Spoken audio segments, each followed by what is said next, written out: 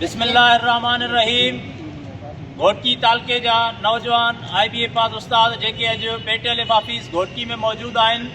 अॼु सुबुह जो जेको वाक़ियो थियो आहे, उस्ताद अज़हर मेमण खां जेका मोटरसाइकिल फुर कई वई आहे फ़ौरन तरफ़ां, उन ख़िलाफ़ असीं सभई शदीद एहतजाज कयूं था ऐं असीं इन्हनि दोस्तनि सां गॾिजी करे DSP घोटकी हाफ़िज़ अब्दुल क़ादिर चाचड़ साहब मुलाक़ात कई आहे ऐं SHO सरहद सां बि फ़ोन ते ॻाल्हि थी आहे।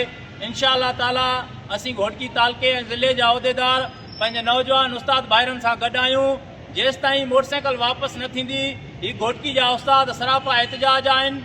असीं SSP Ghotki, DSP Ghotki, SHO सरहद खां पुरज़ोर मुतालबो कयूं था त हीअ पैगम्बरी पेशे सां वाबस्ता उस्ताद जेके क़ौम जे ॿारनि खे, मुस्तक़बिल जे मामारनि खे तालीम ॾियण लाइ पंहिंजे घरां निकिरनि था, उहे महफ़ूज़ न आहिनि। उन्हनि खां मोटरसाइकिलूं फुर कयूं वञनि थियूं। महिरबानी करे उस्ताद अज़हर मेमण जी मोटरसाइकिल जल्द खां जल्द वापसि कराई वञे। उस्ताद इत्तेहाद जिंदाबाद, उस्ताद इत्तेहाद जिंदाबाद, बेटे अलिफ जिंदाबाद, बेटे अलिफ जिंदाबाद। उस्ताद अज़हर मेमण जी मोटरसाइकिल वापस कयो, उस्ताद अज़हर मेमण जी मोटरसाइकिल वापस कयो, बेटे अलिफ जिंदाबाद, बेटे अलिफ जिंदाबाद। उस्ताद इत्तेहाद जिंदाबाद, उस्ताद इत्तेहाद जिंदाबाद। उस्ताद अज़हर मेमण जी मोटरसाइकिल वापस कयो, उस्ताद अज़हर मेमण जी मोटरसाइकिल वापस कयो।